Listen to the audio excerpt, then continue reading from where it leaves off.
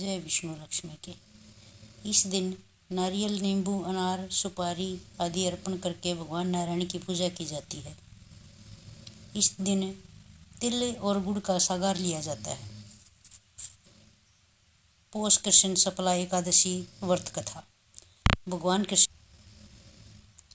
कृष्ण बोले, हे युधिष्ठिर, मैं दान, स्नान, तीर्थ, तप इत्यादि शुभ कर्मों से शीघ्र प्रसन्न नहीं होता हूँ। एकादशी व्रत करने वाला मुझे प्राणों से भी अधिक प्रिय होता है। पौष मास के कृष्ण पक्ष की एकादशी का नाम सफला एकादशी है, सब कार्यों को सफल बनाने वाले। इसमें नारायण जी की पूजा की जाती है। ऋतु के अनुसार फल फूल चढ़ाए जाते हैं और धूप और दीप प्रज्वलित किए जाते। भगवान श्री कृष्ण कहते हैं, महात्मा की कथा भी कहता हूँ, प्रेम से सुनो। चंपावती नगरी में महिष्मान नाम का राजा राज्य करता था। उसके 4 पुत्र थे। बड़े पुत्र का नाम लुम्पक था। वह बड़ा दुराचारी था। मांस, मदिरा पर स्त्री गमन, वेश्याओं का संग इत्यादि कुकर्मों से संपूर्ण था। पिता ने उसे अपने राज्य से निकाल दिया। वन में एक पीपल का वृक्ष था जो भगवान को भी बहुत प्रिय था। सर्व देवताओं का क्रीड़ा स्थल भी वही था।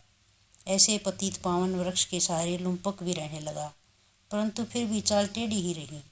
पिता के राज में चोरी करने चला जाता था। पुलिस पकड़कर छोड़ देती थी। एक दिन पौष मास के कृष्ण पक्ष की 10वीं की रात्रि को उसने लूटमार अत्याचार किया और पुलिस ने वस्त्र उतार कर वन में भेज दिया। बेचारा पीपल की शरण में आ गया। इधर हेमगिरी पर्वत की पवन भी आ गई। सब अंगों में गठिया रोग ने प्रवेश कर लिया। हाथ पांव अकड़ गए। प्रातः सूर्योदय होने के बाद कुछ दर्द कम हुआ। पेट का गम लगा। जीवों के मारने में आज असमर्थ था। उन्हें वृक्ष पर चढ़ने की शक्ति थी। नीचे गिरे हुए फल बीन लाया और पीपल की जड़ में रख कर कहने लगा, हे प्रभु, हे ईश्वर, हे भगवान, वन फलों का आप ही भोग लगाइए। मैं अब भूख हड़ताल करके शरीर को छोड़ दूंगा। मेरे इस कष्ट भरे जीवन के से तो मृत्यु भी भली है। ऐसा कहकर प्रभु के ध्यान में मगन हो गया। रात्रि भर नींद नहीं आई। भजन कीर्तन प्रार्थना करता रहा, परंतु प्रभु ने उन फलों का भोग न लगाया। प्रातःकाल हुआ तो एक दिव्य अश्व आकाश से उतरकर उसके सामने प्रकट हुआ और आकाशवाणी द्वारा नारायण जी कहने लगे, तुमने अनजान में से ही सफला एकादशी का व्रत कर लिया है। उसके प्रभाव से तेरे समस्त पाप नष्ट हो गए हैं। अग्नि को जानकर या अनजाने हाथ लगाने से हाथ जल जाते हैं, वैसे ही एकादशी भूलकर भी रखने से अपना प्रभाव दिखाती है। अब तुम इस घोड़े पर सवार होकर पिता के पास जाओ, राज मिल जाएगा। सफला एकादशी सर्व कार्य सफल करने वाली होती है। प्रभु की आज्ञा से लुम्पक के पास आया पिता उसको राजगद्दी पर बिठाकर आप वन में तप करने के लिए चला गया।